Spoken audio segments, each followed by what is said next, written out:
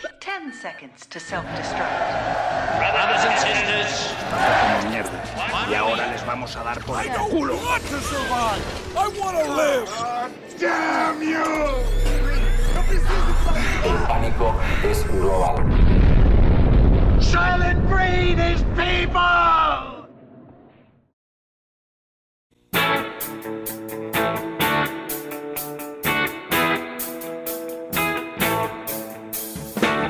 Saudações aos sobreviventes! Bem-vindos a mais uma vez a Um Dia Depois do Fim do Mundo, o único podcast em que a gente assiste filmes para descobrir o que vai acontecer com o futuro da humanidade. Eu sou a Ellen, continuo no meu bunker 002, mais uma vez com meu amigo Rafael. Olá, gente, tudo bem?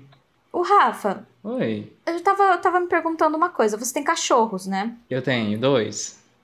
Às vezes, na verdade, eles latem aí no seu bunker, atrapalham nossa gravação e a gente tem que voltar tudo de novo, ou não é? Então, não, e hoje ainda tá caindo um temporal aqui que com certeza vai sair na gravação, então já tô avisando vocês aí.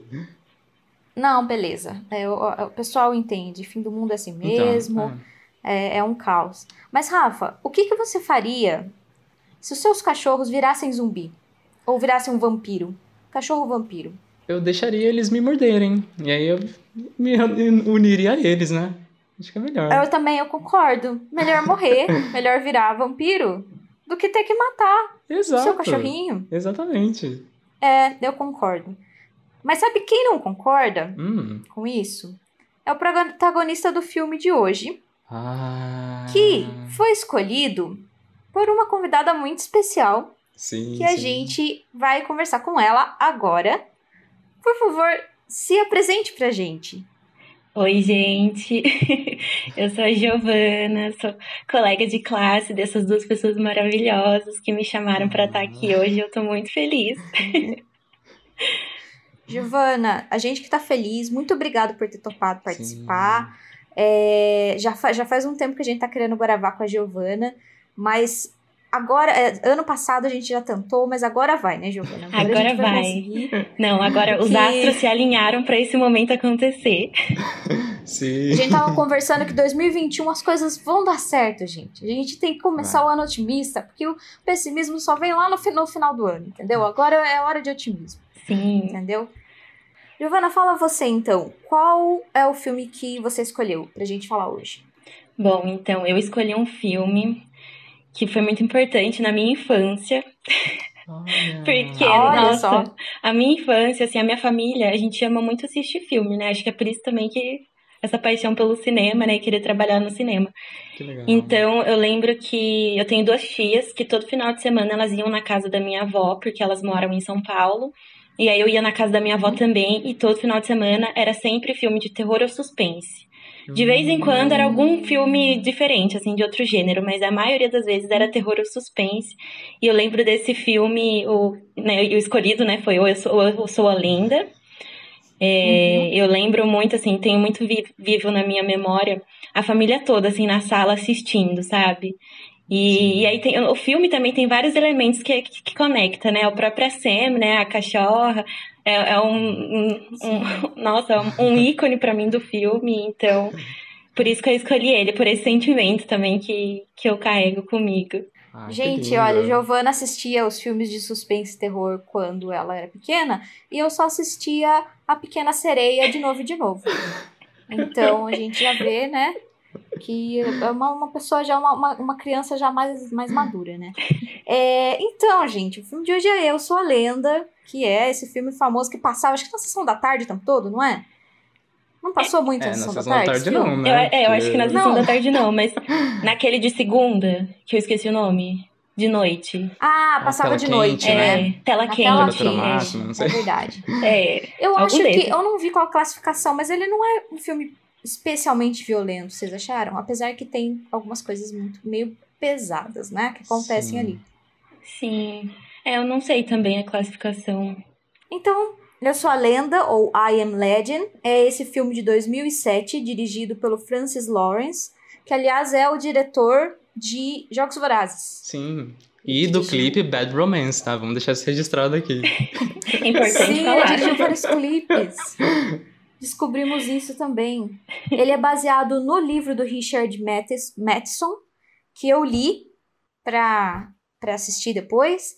E depois quero falar, gente, eu vou dar spoiler sobre o livro aqui. A gente vai dar spoiler sobre o filme também, tá, gente? Então se preparem, mas a gente vai avisando.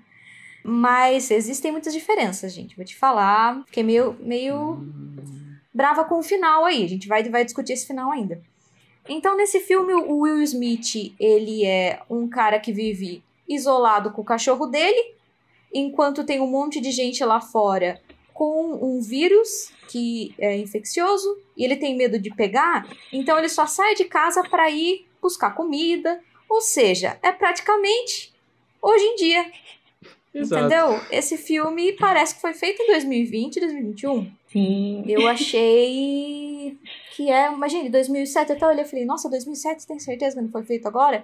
A única coisa é que ele não saía com máscara, né? Eu acho que esse que foi o problema do Will Smith ali, né? Álcool gel e máscara.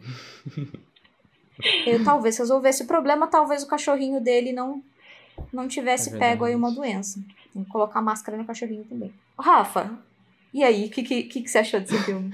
Não, primeiro eu quero perguntar pra vocês que versão vocês assistiram desse filme, porque eu soube que tem 2 versões agora.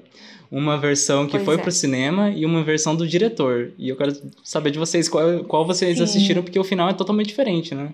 Então, eu assisti as duas. Assim, quando eu era criança, eu assisti a versão original, né? Que é o que todo mundo conhece. E aí, agora, essa semana que eu fui ver de novo, aí eu tava assistindo, eu fiquei, pera, isso aqui, não lembro de estar acontecendo isso, não como assim?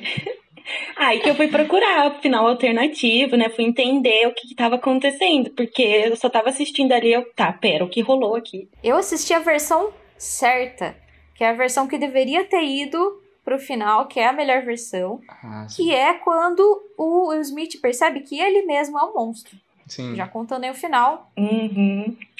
Pra mim, essa é a versão correta, é a que bate mais com o tema do livro. Quando eu fui olhar daí a versão que foi pro cinema, que é a versão... Fiquei muito bravo. Não gostei. Tirou o sentido do negócio. Enfim, ainda é divertido ver o Will Smith, né, lutando. Ele é muito carismático, não adianta. Por isso que é um dos poucos atores que dava pra você colocar só ele e um cachorro e você continua assistindo.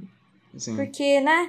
Mas, ao mesmo tempo, poxa, tinha aí o autor do livro, ele tinha aí uma intenção, sabe? Apesar de ter mudado completamente o resto da história, tá tudo bem se a intenção final, se a mensagem final estiver ali. E eu acho que essa dita versão alternativa é a versão que mostra qual era a mensagem que ele queria passar. E só que diz que eles fizeram testes de público. Você vê que, né, esses negócios, os produtores ficam com medo de não agradar. Fizeram testes de público e o público ficou meio, sabe, meio triste com o final. Nossa. E daí eles fizeram esse final de herói de ação badass, que é isso, entendeu? Que ele explode tudo e se sacrifica no final. E daí não tem uma mensagem mais profunda aí que faz você pensar, fala, putz, era isso o tempo todo, sabe? Sim. Ele era considerado um monstro para essas outras criaturas aí. Sim. Não, assim, quando eu descobri que tinha essas 2 versões, eu fiquei muito espantado, porque a versão que eu assisti de cara, assim, foi essa do diretor, né, que tem esse final que justifica ele como vilão aí da história. E pra mim tá fazendo muito sentido, né? Mas aí, com essa outra versão, parece que não ia ter justamente o que a Ellen falou, esse poder do livro, né? Essa crítica, na verdade, que ele quer fazer, né? E lembrando que essa, na verdade, é a terceira adaptação, né, desse livro pro cinema. Então a gente teve uma em 64, com o nome Mortos que Matam, e em 71, com o nome A Última Esperança da Terra. E agora é esse com o Smith de 2007. Eu não assisti as outras, então não sei. Mas pelo que eu vi, a primeira versão, ela é um pouco mais fiel ao livro. Mas eu também não sei. Vou procurar então, hein? Eu também. O livro tem umas coisas bem interessantes. O protagonista não é tão carismático quanto o Will Smith, vou falar pra você. No livro, eu preferi o Will Smith. Ele é um cara assim... Porque o Will Smith, ele era um virologista, certo? um virologista. Isso. Então, ele já estava tentando procurar a cura para isso. Então, ele estava fazendo essas experiências. Esse cara do livro, ele também está tentando procurar a cura, mas ele é um cara comum. Ele trabalhava, acho que numa fábrica, ele antes disso foi militar, e ele acha que é por isso que ele não foi... Porque o vírus também estava passando pelo ar, não era só na mordida das pessoas, na versão do livro. E, inclusive, se passa em 74 e tem aquela, mais uma vez, Rafa, um tema que a gente já falou várias vezes aqui, Sim. que é o medo da guerra nuclear. Sim. Porque ele tem flashbacks e teve explosões lá e pode ter tido contaminação. E uma das teorias que o próprio protagonista tem, a gente fica com ele nos pensamentos dele o tempo todo, durante o livro inteiro.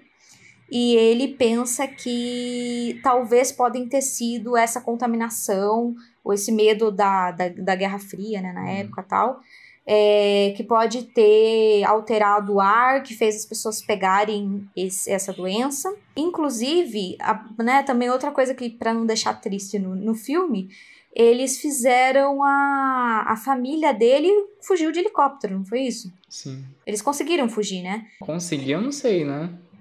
Eles tentam, né? Mas fica meio implícito ali se eles conseguiram sobreviver depois, o que aconteceu, né? Isso é uma coisa que eu fiquei muito triste, assim, porque a gente só não sabe mesmo. Sim. Então, mas no livro, você quer triste? Olha que pior. A filhinha... No livro, a filhinha dele morre primeiro, por causa do vírus. E daí eles têm que... Só que daí todo mundo já estava sabendo do vírus e eles têm que colocar eles numa vala, porque eles estavam vendo que estavam voltando, então eles queimavam os corpos. Então tem uma cena dele levando a menininha dele pra uma vala, tem que vendo queimar. Depois a mulher dele também pega a doença. E ele fica tão desesperado, tão louco, porque daí ele tava perdendo a mulher dele, que ele fala, não, eu vou enterrar ela. Daí ele pega ela, sai, tipo, escondido das autoridades, o corpo dela, e coloca num lugar lá, assim, no corpo. Ele não tá nem pensando no que vai acontecer. E é lógico que ela volta depois, vai pra casa dele e tenta atacar ele. E daí ele tem que matar a mulher dele de novo. Que é muito pesado, né? Nossa. O livro é bem mais pesado, gente. Esse foi pesado. Mas, enfim, ele diz que no passado... Eu já tô contando o livro, gente, mas enfim. No passado, ele era um militar, e daí, numa das expedições, num país onde ele foi mordido por um morcego, e diz que, por causa disso, ele ficou imune a essa doença que estava no ar, entendeu? É quase um superpoder, é quase uma história de origem de super-herói, entendeu? Ele é o último homem da Terra, ele ficou imune. No livro, então, é só ele que sobrou. Porque no filme fala que é 1%, né? Que é imune ao vírus, alguma coisa assim. Então, ali dá a impressão que sim. Entendi. Que foi só ele que sobrou. Ou sobrou sem estar infectado, pelo menos. Não, peraí, no final acho que eles falam que tinha restado, mas no final mesmo é só ele. Vai, né, alguém fala pra ele, realmente, tem outros como você, não sei o que lá, mas no fim eles morrem e só sobra ele. Entendi. E daí ele fica lá sozinho, ele é um cara comum, e ele vai lá e vai procurar na biblioteca livros sobre biologia básica, gente. É assim que ele acha que ele vai descobrir a cura sozinho, sendo que ele não tem estudo nenhum. E daí ele começa a descobrir, daí ele começa a fazer uns testes meio esquisitos. Ele realmente faz isso de capturar os vampiros e tentar tirar o sangue. Só que é um cara muito esquisito. Tem algumas metáforas no livro que falar pra você que protagonista é difícil de acompanhar ele. O que é fácil de acompanhar ele no filme, de ser gostoso de ver o Will Smith lá com o cachorrinho e tal, é difícil no livro, porque esse cara, você tá nos pensamentos dele e ele fica assim, tipo, ele tá frustrado sexualmente. No meio de tanta coisa acontecendo com ele, essa é a coisa assim que mais fica na cabeça dele o tempo todo. Porque as vampiras que estão lá fora, pra atrair ele pra fora, pra eles atacarem, porque eles têm meio que uma consciência, né? Os vampiros ainda. Sim. Então, elas tiram a roupa, E ele fica, assim, num desespero. Meu Deus. Sério, que isso acontece, é esquisitíssimo. E ele fica lá num desespero, porque é esse o problema maior dele. Não é nem assim, ai meu Deus do céu, que medo, né, de sair lá fora, não sei o que. Ele fica assim, ai, sabe? Então, tem umas coisas esquisitas, até da moça que aparece mais pra frente. Tem uma mulher que aparece mais pra frente, que aqui no filme é a Alice Braga, que ela aparece com um menininho, né, no final.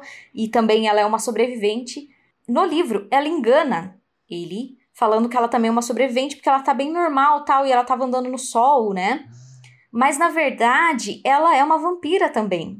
Só que eles já evoluíram essa raça de vampiros, e eles também eles já estão muito mais conscientes, tal, e eles dão uma injeção pra ela conseguir ficar um pouco no sol, pouco tempo no sol, porque tinha esse predador, que era ele, que tava matando os vampiros, então eles infiltram ela lá pra poder... Então ela engana ele e ela, na verdade, é uma vampira também. Uau. E a gente tá na cabeça dele e tem uma hora ali que ele não sentiu, tipo, atração por ela, porque tinha alguma coisa errada com ela. Quer dizer, ela era uma vampira, ela era quase de outra espécie, digamos assim, entendeu? Então, e ele achava estranho, porque o cheiro dela, alguma coisa era estranho pra ele. Só que ele fala assim, que ele achou que se aparecesse uma mulher na frente dele, ele ia estuprar ela. Na cabeça dele, sério. Então, Senhor. não sei, gente, esse protagonista, aí você começa a falar assim, ele é um monstro, sim. Tá certíssimo esse final. Porque ele é... Então, assim, eu acho que essa foi a intenção também. Você tem esse horror do isolamento social. O cachorrinho é muito mais triste também, porque o cachorrinho não tá bem no começo. Ele demora um tempão pra conseguir atrair esse cachorro, porque ele tava morrendo de medo de qualquer pessoa. Aí, quando ele finalmente consegue atrair o cachorro foi mordido. Então é bem triste, realmente. Ele não tem nem o tempo de companhia que o Will Smith teve bonitinho, de brincar com o cachorro, de ficar ali com ele, de conversar. Ele tava tão sedento por algum contato social que quando o cachorrinho aparece, ele demora. Ele demora pra ter coragem de matar o cachorrinho quando o cachorrinho se torna vampiro. E depois você vê essa decadência nos pensamentos dele, sabe? Ele vai ficando cada vez mais louco até que ele chega nesse ponto. E o final, gente, falar pra você, já tem toda uma civilização lá fora de vampiros. Na verdade, eles são civilizados e ele vira um monstro e ele finalmente é capturado. E daí eu vou até ler um trechinho do final do filme, do livro, que define isso. Que ele fala assim, naquele momento pensou, eu sou o anormal aqui. Normalidade era um conceito de maioria, um padrão de muitos e não um padrão de apenas um homem. É por isso que... E aí explica o nome. Como é que eles fazem um final desse? Se isso não explica o nome... eu sou a lenda porque eu sou um herói de ação badass. Deve ser isso. Não, eu sou a lenda porque ele fala o tempo todo sobre a lenda dos vampiros, sobre a lenda das bruxas e de, sei lá, monstros que assustam e que são lendas pra gente. E nesse caso, no final, ele fala, eu sou a lenda. Porque ele é a lenda pra essa civilização de vampiros. Sim. Ele era um monstro. Entendeu? E isso é muito legal, porque, né, caramba, e como é que eles fazem essas coisas? Não sei se vocês querem explicar o final, o que acontece realmente nos finais. Você quer falar, Giovana? Podemos falar. Você quer falar um, eu falo outro? Pode ser, como você viu o do cinema, né? Tá, então eu vou falar o final que é dito como o original, assim, o certo, né? Sim. Que eles estão lá, né, os vampiros, né, invadiram toda a casa dele, ele tá lá com a Alice Braga e o menininho, o Ethan, eu acho, o nome dele, e eles estão no laboratório dele já, no subsolo lá da casa, tá a casa toda tomada, e os vampiros estão lá também.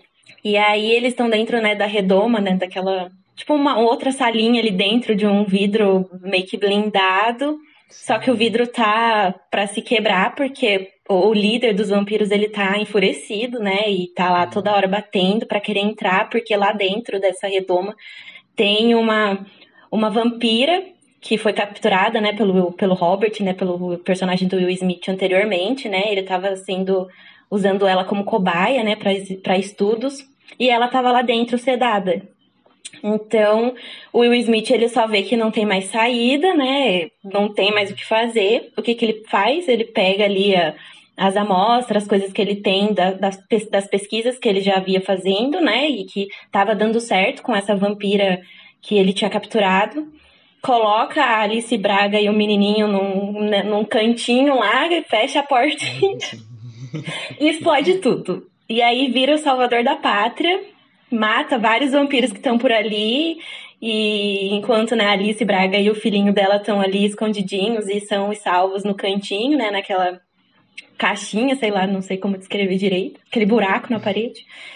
E pronto, né? Virou o Salvador, como o cinema Hollywood gosta de colocar, né? Sempre o Salvador da pátria. Sim. Assim, é um final legal, pensando que o Will Smith é um ator negro, né? Então, não, né? Colocar ele como herói nesse sentido é interessante. Mas o final, então, do diretor é basicamente, então, esse líder aí dos contaminados, vamos colocar assim, porque eu não sei se eles são zumbis nesse filme, se são vampiros, não deixa muito claro isso. Mas, então, esse líder desses contaminados, ele basicamente desenha uma borboleta ali no vidro, antes de quebrar tudo, como no final da original. E aí o Will Smith fica comovido, vamos colocar assim. Ele basicamente libera a moça que estava lá e entrega para eles de novo. E os dois saem se beijando, os dois contaminados, né? Saem se beijando, enfim. Aí é uma cena muito para demonstrar o amor, o afeto que eles tinham. E é justamente nesse momento que o Will Smith consegue reconhecer que são seres capazes de amar, são seres que têm consciência, que têm... Enfim, eles pensam por conta própria, né? Que é tudo que o personagem dele tinha falado que eles não eram antes do filme. E aí, no finzão mesmo, ele, o Will Smith, que é o Neville, né? E a personagem da Alice Braga, que ela se chama Ana Montes, e o filhinho da Ana Montes vão para esse abrigo dos sobreviventes, né? Em Vermont, que é uma coisa que eles acreditam que esteja aberta aí. A questão comigo com esse final do diretor é que me levou a uma interpretação meio ruim, assim, do filme. Eu não sei se vocês vão concordar, mas quando a personagem da Ana chega no filme, tem uma cena, inclusive, que ela fala que ela chegou lá porque Deus mandou ela vir o rádio e tudo mais. E aí, a partir disso, eu acho que o filme deixa muito claro que existe ali um embate de religião e ciência. Pra mim, assim, eu pelo menos interpretei desse jeito. Então, a partir do momento que ela fala isso, existe isso. Então, a personagem da Ana Montes, então, representa aí a figura religiosa, né, Deus, e o personagem do Will Smith, a ciência. E quando o Will Smith se prova errado no final, a sensação que dá pra mim é de que a religião ganhou da ciência. E ainda, por cima, o finalzão, né, a cena final, que é ele aceitando o plano dela, né, significa ainda mais que ele tá totalmente rejeitando o que ele pensava. E aí, passando pros tempos de hoje, que a gente está vivendo, né, um grande movimento anti-ciência, esse filme pegou muito mal pra mim, assistindo agora. Porque eu fiquei com isso na cabeça. Eu não sei se essa minha interpretação tá sendo também interpretada por outros espectadores, né, e tá tendo essa consciência de que a religião é a coisa mais importante. Por quê? Eu não tô falando que religião não é uma coisa importante, tá? Tenho que deixar isso claro. Já defendi a religião nesse podcast, já critiquei também. Então tem vários episódios aqui para vocês ouvirem sobre isso. Mas são campos de estudo, entre aspas, diferentes, né? Então a ciência fala aqui das coisas da Terra e tudo mais, e a religião fala o pós-vida, né? Enfim, são outros estudos, né? Vamos colocar desse jeito. E aí, uma vez que você coloca a religião em cima da ciência, a gente volta naquele momento, né, anterior ao iluminismo, em que, né, a religião comandava toda a ciência, e tudo era baseado na religião, né, inclusive a tal da Terra plana e tudo mais. Enfim, e aí a gente volta. Eu tenho medo desse final do diretor por conta disso, porque eu acho que tem espectadores que saiu com a mensagem de tipo, Deus é a resposta, Deus é a mensagem, e Aí quando você sai com esse tipo de pensamento, parece que você coloca a ciência pra baixo. E aí eu fiquei meio assim com esse final. Então, talvez eu gostaria de ter assistido o final do cinema. Mas o que vocês acharam? Assim, é uma interpretação minha, né, também. É uma interpretação minha. Olha, eu achei um pouco estranho também essa fala dela, né? E a tentativa dela de persuadir ele para ir pro outro lugar, né? Onde tá os abrigados lá. Eu achei um pouco muito. Eu não sei, eu não gostei. Eu achei bem estranha, pra falar a verdade, porque, sei lá, acho que tinha muitas outras maneiras que ela poderia usar, sabe? Pra falar assim: olha, cara, você tá aqui sozinho, sabe? Por que não procurar uma nova chance, sabe? É uma tentativa, vamos lá, vamos tentar. E não ficar aqui, porque uma hora os recursos que a gente tá tendo aqui por hora, em algum momento vai acabar, né? Em algum momento vai dar ruim. Então, por que não tentar, né? E aí ela só vai falando, não, porque Deus tocou no meu coração pra eu vir aqui, pra eu ouvir a tua mensagem no rádio, sabe? Aí eu fiquei, ai, mulher, ai, amada. Não, e ela já tinha dado a primeira justificativa, que era, eu liguei o rádio, e assim, pra mim tava ótimo, sabe? Pronto, eu já tinha ligou comprado o ali. rádio, né? Recebeu a mensagem, pronto. Exato, só que aí ela vem nessa outra cena e fala, não, foi Deus que me mandou. O problema, eu acho, é que não é trabalhado bem no filme, essa questão. Né? Porque se fosse trabalhado pelo menos desde o começo, talvez eu não acharia tão estranho. Ali pareceu, sinceramente, uma propaganda religiosa, do jeito que terminou. E apareceu do nada, né? Pareceu muito do nada. Meu, eu não tinha pensado nisso. É esquisitíssimo mesmo essa história de do nada aparece essa personagem. Eu não tinha nem pensado, mas eu vi isso como mais...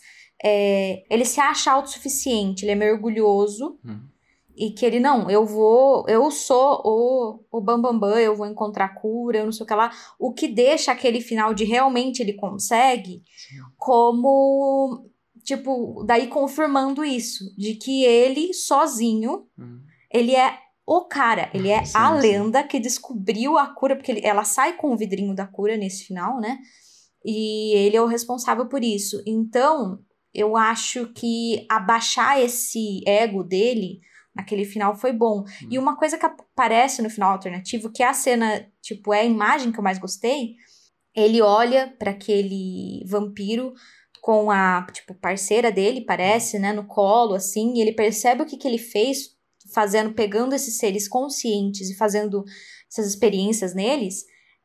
Quando ele vê essa cena, aparece o olhar do Will Smith, que, aliás, ele, né, ele é um ótimo ator, assim, que ele tá arrependido do que ele fez, e daí aparece um reflexo no vidro com as fotos de todos os outros que ele já tinha pegado antes. E eu achei essa cena super legal, sabe? Porque aparece e fala, mano, o que eu fiz, sabe? Olha o tanto de parceiros deles ali, de amigos deles que eu matei pras minhas experiências, porque eu achei que eu era também, sabe? Então eu via isso, eu nem pensei na parte que ela falou, parte religiosa, eu via isso mais como, não, eu não preciso de ninguém, eu vou descobrir a cura, eu vou resolver tudo, é isso que eu faço, eu resolvo as coisas.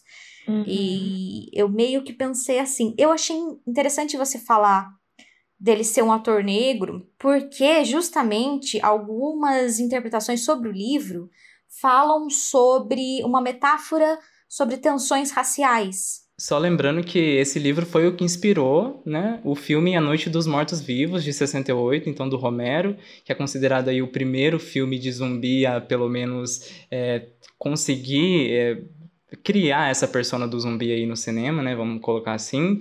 E é muito interessante, porque isso que a Ellen acabou de falar de tensão racial é uma coisa que tem na Noite dos Mortos-Vivos, e uma coisa interessante desse final... alternativo, é justamente porque acaba mostrando que o ser humano é falho também, né? E isso é legal, isso é super legal. A minha única preocupação foi essa parte da religião mesmo, que não coube muito bem. Mas colocar, então, o ser humano como também um ser que pode errar, né? Que não existe bem e mal, é muito interessante, porque também a gente volta de novo no A Noite dos Mortos-Vivos, que faz a mesma coisa, né? E, inclusive, tem episódio aqui no podcast, tá? Vão assistir, por favor. Sim, esse episódio é muito legal também. Não, mas eu achei super interessante o que você falou também. Mas, enfim, tem dica, tem, tipo, pistas durante o livro que dá a impressão de que existe essa relação racial dentro da história, sabe? Então, tem uma hora, ele fica muito bêbado no livro. Toda hora ele pega dele, se anima, parece a gente na quarentena, gente. Se anima e fala, não, eu vou arrumar a casa, eu vou arrumar as coisas aqui, e daí daqui a pouco ele desanima e fala, eu acho que eu vou só beber, porque, né, é o fim do mundo, foda-se. Então, daí uma das vezes que ele tá bêbado, ele começa a pensar sobre... Ele fica meio com dó dos vampiros, porque eles já foram seres humanos antes. Então, ele pensa assim, será que são só, sabe... pessoas doentes, ele olha pela janela dele onde dá pra ver o pessoal lá esperando pra atacar ele, e ele fica pensando com dó, assim, ai, já foi meu vizinho, já foi não sei o que lá, e ele faz meio que um discurso pra ele mesmo, que eu vou ler um trechinho, que ele fala assim, como ele se imagina fazendo um discurso, e é assim, amigos, eu vim diante de vocês pra falar sobre o vampiro, uma forma de minoria, se é que já existiu mas serei conciso. Vou delinear a base para minha tese, que é a seguinte: existe preconceito contra os vampiros. O principal ponto de preconceito contra as minorias é este: elas são odiadas porque são temidas. Então, ou seja, tipo, também, né, meio esquisito ter isso no meio do livro, se não é sobre isso, né? Ele é um cara, aliás, branco, loiro até, na história. Entendi. E eu acho que daí colocar... Eu acho até interessante trocar e colocar esse ator negro, justamente por ser, né... Tem pouquíssimas vezes que a gente tem oportunidade de... A gente já falou sobre isso, aliás, também na Noite dos Mortos-Vivos. De ter, não um herói que não seja branco, mas daí essa metáfora já não existe. Essa metáfora da tensão racial, em que os vampiros são um tipo de minoria que acabam virando uma maioria. Entendeu? Muito estranho. E vampiros também, Rafa, a gente tá falando de outras histórias de vampiros, né? Eles já foram uma metáfora para doenças infecciosas. Eu tava brincando sobre o corona, mas na época em que tinha tuberculose, se espalhava muito fácil, as pessoas viam aquele cadáver com sangue na boca, que morriam dessa maneira. E daí, quando disse que o negócio da estaca é porque a pessoa estava morta, estava inchada com gás, né? E daí, quando se finca uma estaca de madeira na pessoa, o gás solta e sai pela laringe e tal, e parece que a pessoa dá um gemido, parece que a pessoa estava viva ainda. E só morreu depois da estaca, sabe? E diz que pode ser um dos surgimentos ali. O próprio Drácula, né, do Bram Stoker... Ele não matava ninguém, ele transformava os outros em vampiros, ou seja, ele passava a doença dele, esse era o medo, de passar a doença. Então, os vampiros vieram dessa metáfora das doenças infecciosas mesmo. Inclusive, nessa época, os túmulos tinham aquela cordinha, né, com um sino do lado de fora, para caso a pessoa ressuscitasse, ele podia tocar o sininho e pronto, tô vivo de novo. Me desenterrem por aqui logo. Gente, já pensou o desespero? Nossa. Não consigo nem imaginar. Um medo grande esse. Mas vamos falar então de outra coisa que eu não gostei nesse filme. Que é... Eu já falei isso no episódio passado. Eu tô voltando de novo. Foi muita coincidência. Eu sei o que você vai falar. Cachorro. Gente. Ai. Isso é muito baixeza. Não se faz isso. Hollywood, aprenda. Não se faz. Nossa. Ai, cortou meu coração essa cena. Nossa. Marco, sim. Acho que eu sou uma criança traumatizada por causa dessa cena. Tá vendo? Eu entendo. Se você tivesse assistido A Pequena Sereia, você não teria traumatizado, entendeu? Né? Pois é. É nada, a Úrsula era meio assustadora também. A pessoa tinha medo dela. Ai, sim. Gente, mas nossa, um recurso muito... Ai... Da última vez eu até falei o termo pobre, eu quero até me retratar aqui, porque, né, a gente tem que ressignificar aí o termo pobre, porque é totalmente errado usar de uma forma negativa, né?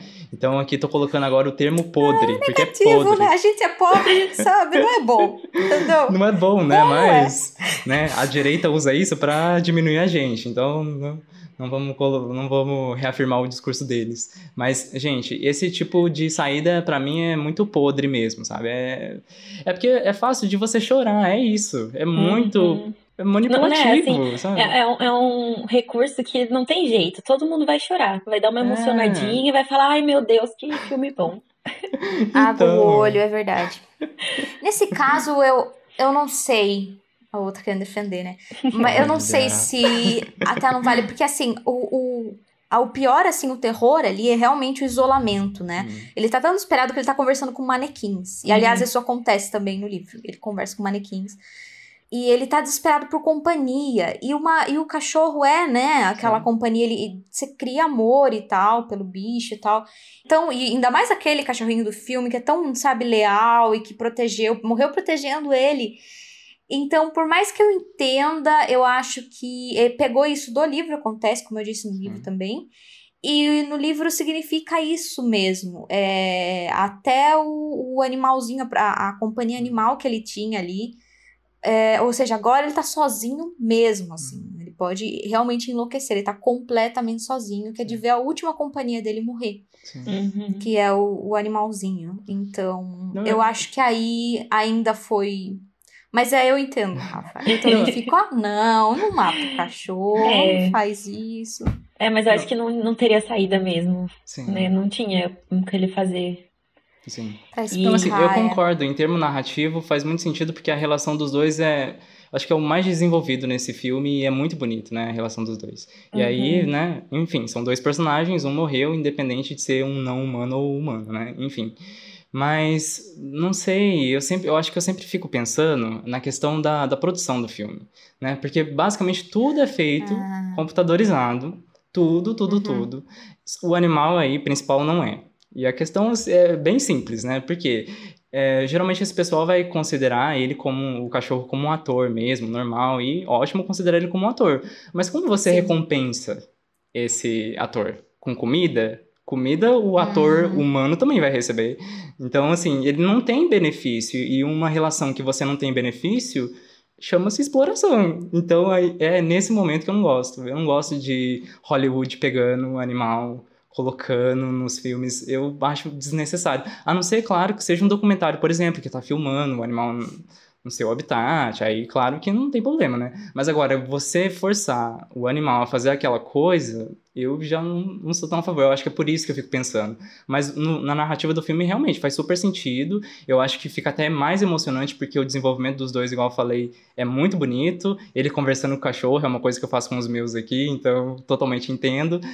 Mas não gosto de ficar pensando na produção. E eu acho que é isso que me faz não gostar. Olha a denúncia aí. Cadê o cachê dos atores caninos? Entendeu? Cadê o sindicato dos atores? Redução de horas de trabalho. Exato. A única coisa que eu fico pensando, eu acho que hoje em dia tem... Justamente porque no passado já teve muito mais crueldade mesmo, que tinham nessas filmagens. Né? Coitado da Lessie, de todos os cachorrinhos que fizeram a Lessie aí, que sofreram na época. Mas hoje em dia tem muito mais regulamentação para poder usar animais e crianças, aliás, porque numa dessas, né, sem regulamentação, acabaram matando 2 crianças. Vocês lembram, né? A gente ouve essa história do helicóptero, até esqueci qual o filme. É o que Apocalipse acabaram... Now, né? Eles não tinham tanta regulamentação de segurança, e daí tinha uma cena com um helicóptero e acabou matando o ator e 2 crianças que estavam falando. Imagina, então, gente. Não é Apocalipse Now? Foi Apocalipse Now? Bom, depois a gente tenta procurar. Eu lembro de uns negócios Falem de aí morte pra lá. gente, se vocês tiverem escutado, nos contem. Mas eu só lembro dessa história, que eu fiquei muito, muito impressionada com a história. Eu acho que eles têm mais regulamentação, mas realmente o meu único problema é que são cachorros que são comprados, né, e treinados pra isso. Essa é a vida deles, né? Então, aí já tem uma outra coisa que a gente é contra, que é comprar animais, certo? Porque eles não são... Não é um objeto, não é um carro, não é uma coisa assim que, né, tem vida, sentem, né? Sentem dor, sentem várias coisas. são bem complexos, então não tem que ficar vendendo e comprando. Então esse estímulo que me preocupa. Eu acredito que eles são bem tratados hoje em dia e que tem treinadores que são cuidadosos e tal. Meu único negócio é realmente essa exploração, porque provavelmente eles são comprados de uma certa raça para parecer bonitinho na tela. O que, né? Vira-lata é tão bonitinho, gente. Não comprem animais, só isso que eu queria dizer. Não, mas tá certíssimo. Assim, eu acho que hoje em dia a gente tá num set de gravação 1000 vezes melhor, né, do que antigamente. E assim, antigamente que eu digo, sei lá, 10 anos atrás já é muito diferente, né? Sim. Eu, né, 10 anos atrás eu tinha 11 anos, então não tava frequentando um set de filmagem, né? Mas pelo que a gente pode perceber, né, e das aulas que a gente teve, então eu fico feliz dessa evolução que a gente tem e espero que a gente continue melhorando mais o ambiente de trabalho, porque é estressante, né? A gente sabe bem que um set de filmagem é muito estressante. É viver ali à base do prazo, não poder fazer uma coisa fora do certo ali, do que está programado, porque já pode alterar tudo. Então, eu acho que cada vez mais a gente melhorando, não só para crianças e cachorros, né, diminuir o uso deles, né, ou de repente tentar não usar mais, mas até pra gente mesmo que trabalha, né, os adultos, acho que Sim. Que é importante. Pois é, aí o pessoal que faz os filmes, vocês acham que eles ganham dinheiro? Eles não ganham esse dinheiro todo. Vai pros estúdios e esses produtores que pegam e mudam o final ainda. Eles pegam e tomam o controle criativo do pessoal que tá criando, entendeu? Ou seja, abaixa aí o sistema. Continuando falando aí de denúncias, né? Na verdade é um ponto positivo do filme, não é uma denúncia, mas é um ponto muito positivo, como a gente falou. A gente tem aí, finalmente, né, um protagonista negro, né? Em 2007.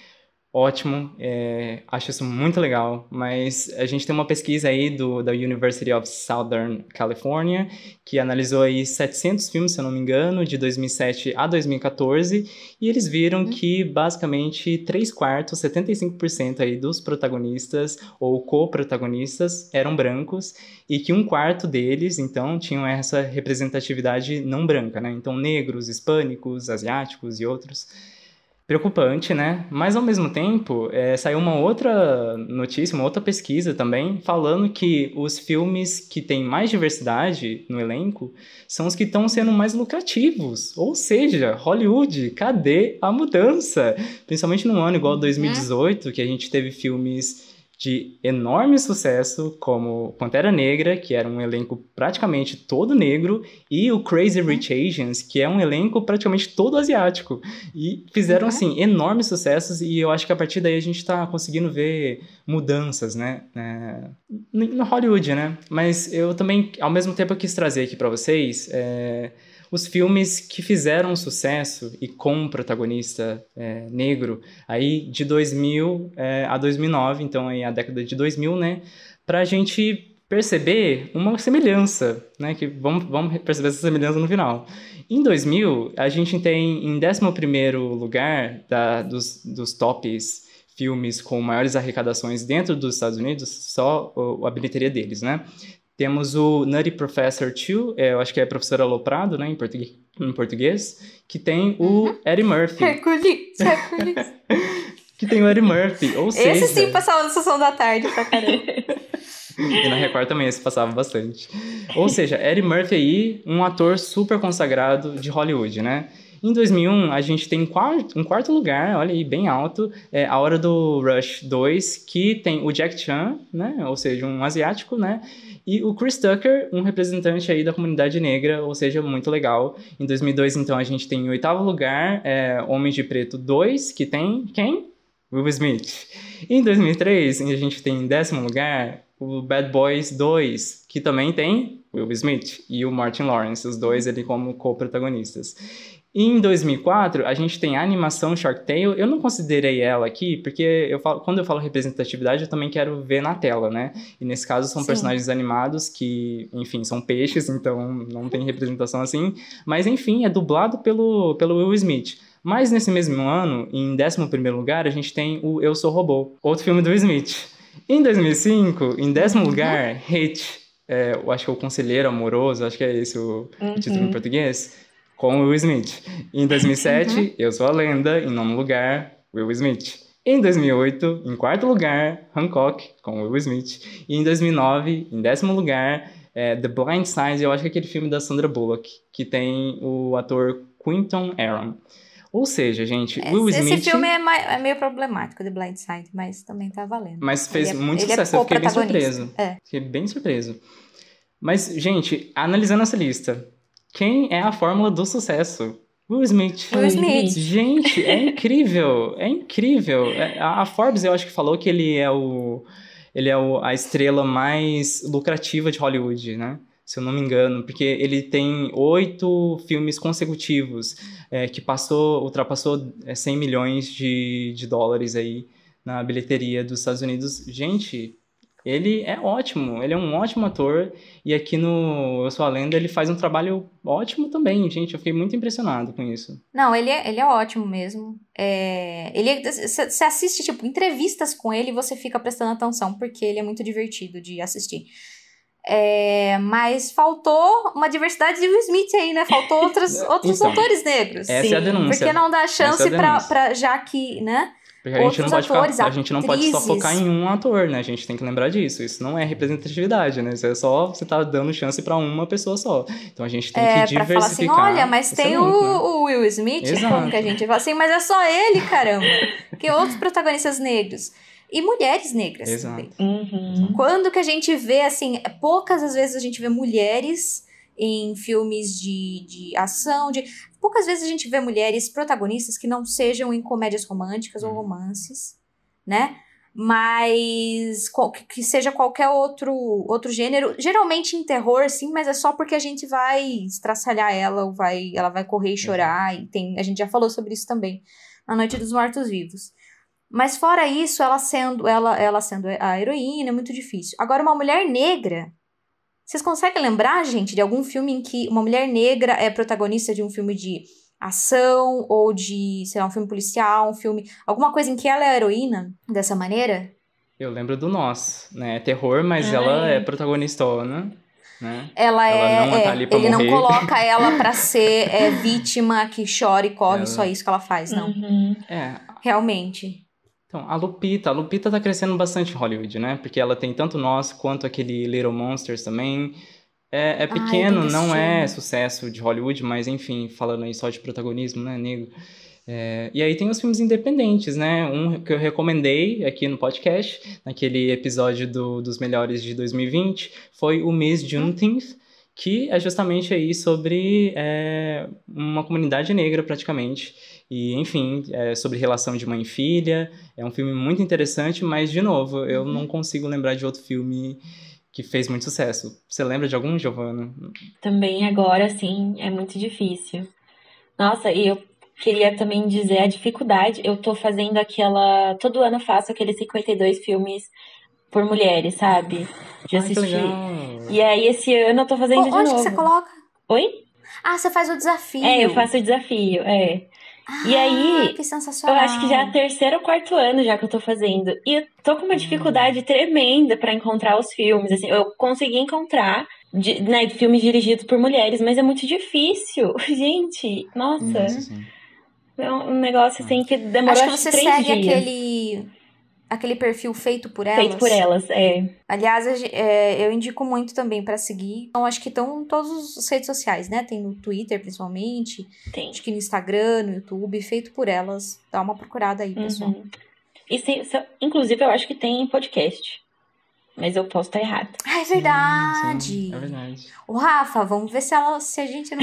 Então... Uma delas não vem pra cá. Não, vamos convidar. Com certeza. Inclusive, elas participaram de um vídeo da Carissa, uma delas, né? Eu não lembro qual, naquele especial de Halloween, então eu acho que qualquer coisa é só a gente mandar, olha, a gente gravou com a Carissa, tá? Ela conhece a gente.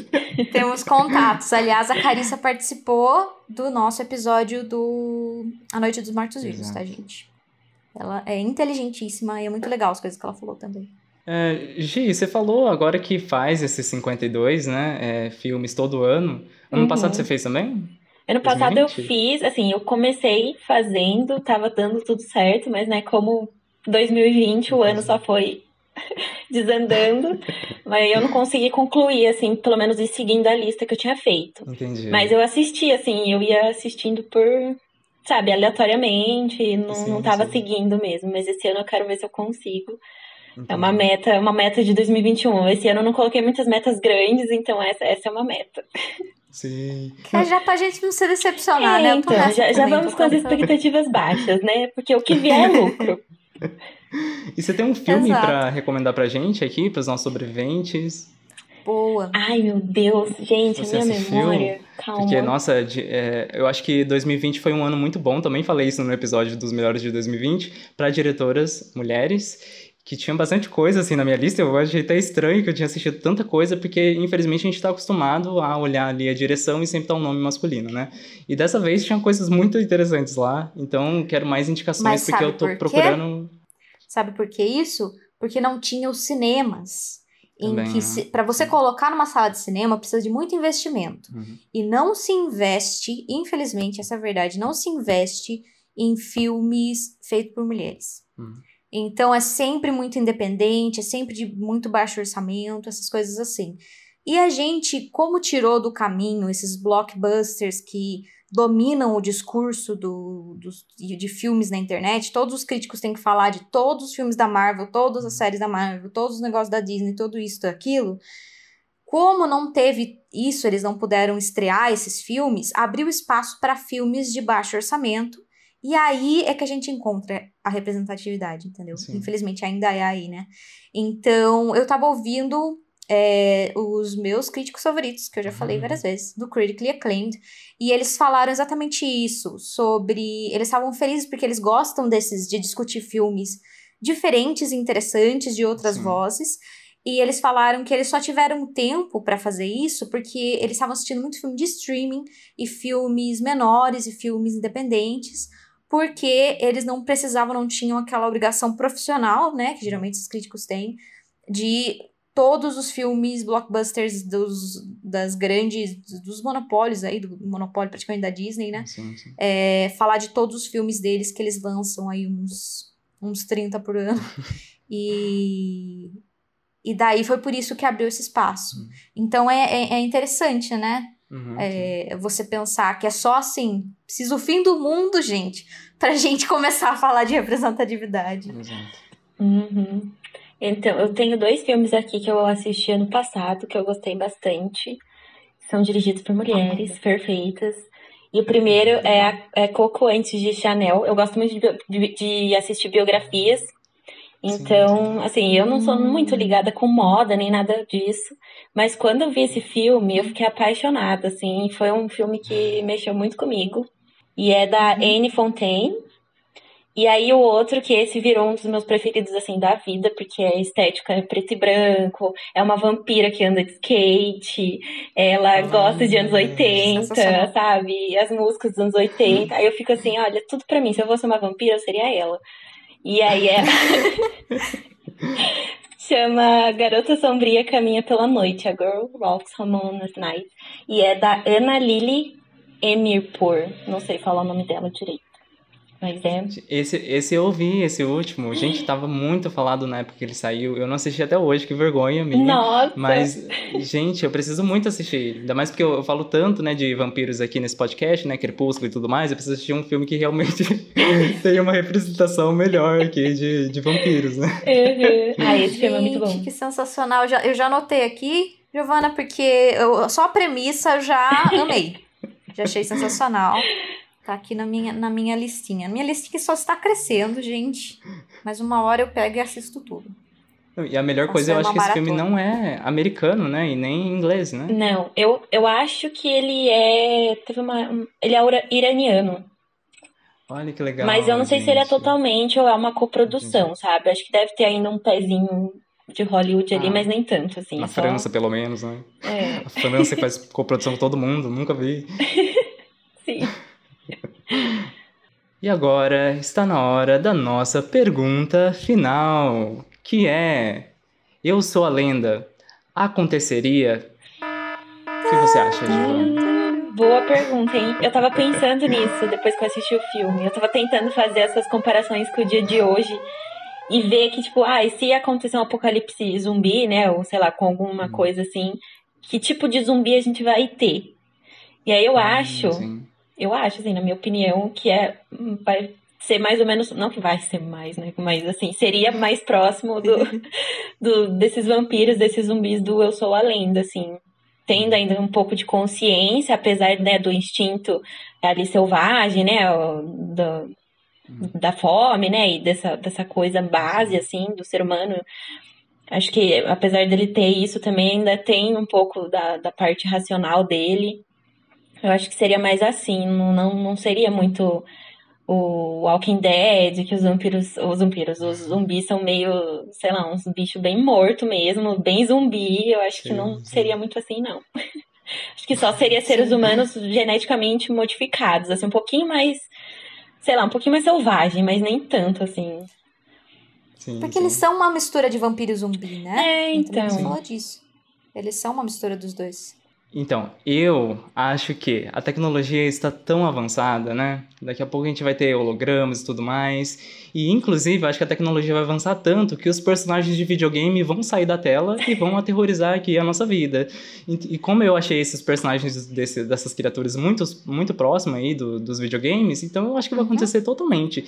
E tem que dar destaque ainda para uma cena que a gente não falou, mas, nossa, essa cena praticamente me fez ganhar o filme, que é a cena que mostra o dinheiro jogado no chão, tudo amassado, rasgado, e eu acho que esse é o futuro, e na verdade eu espero que esse seja o futuro da nossa humanidade, que é acabar com o capitalismo, e aí o dinheiro não vai ter mais função. Então eu espero sim que isso aconteça. Você vê ele lá no filme, né, na Times Square, né, os posters dos musicais, tem lá o Wicked, o Legalmente Loira, e eu fico assim, gente, na Times Square, sabe, onde que a gente imagina que ela vai estar, assim, morta, parada. Assim. E é muito engraçado de você perceber essas coisas no filme. Porque, na verdade, a gente acaba percebendo que, no fundo, são coisas, assim, super fúteis, né? Assim, a gente já percebe isso, né? A gente já sabe isso. Mas é as primeiras coisas que vão se acabando quando acontece alguma coisa com a humanidade, assim, né? Ai, mas eu queria assistir o Wicked. Ai, eu também. Eu queria assistir. A gente queria ter essa oportunidade antes de acontecer um apocalipse, né, Ellen? Né? Ai, gente, o meu musical, um dos musicais que eu mais gostei de assistir, pirata, que é assim que eu assisto os musicais, é Beetlejuice, gente. Sim.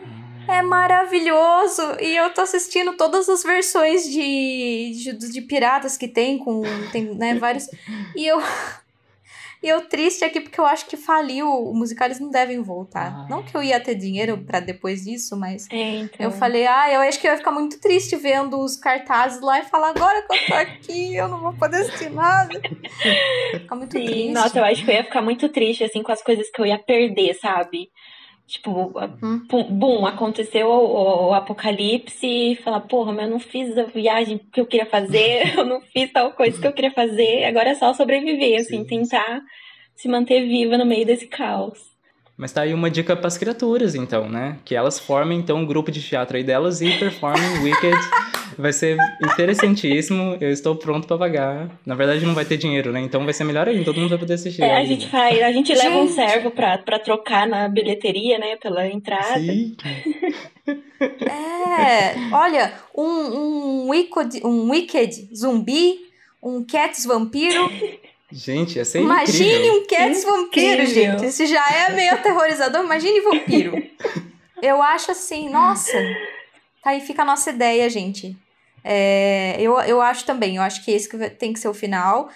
Os vampiros, zumbis, todos os seres pós-apocalípticos se juntarem e fazerem um musical. E é isso que... E você, gente? Você é um zumbi que é fã de musical? Você é um vampiro que canta aí jazz?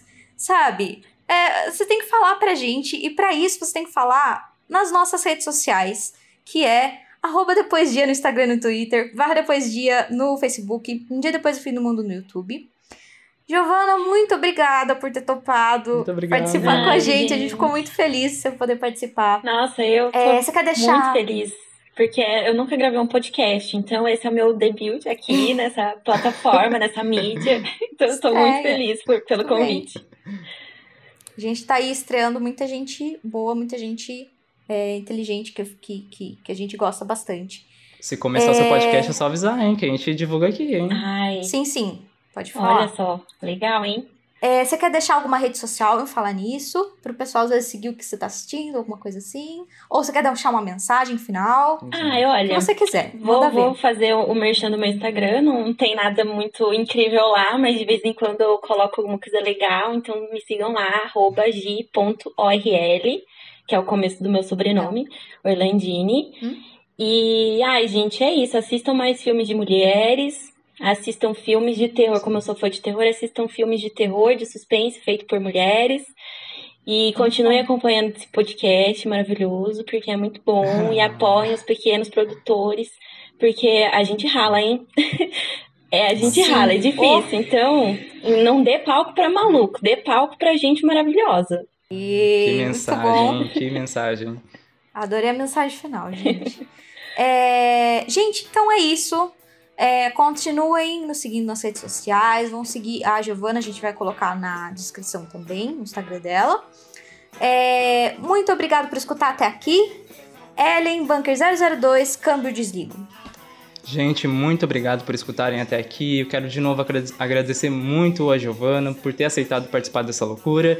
E eu já estou aqui montando o grupo no Facebook para fazer recrutamento dos zumbis que queiram participar então aí do Wicked, tá? Já estou fazendo, já mando o link lá no Twitter também, tá? Rafael, Bunker 03, câmbio desligo. Let's go.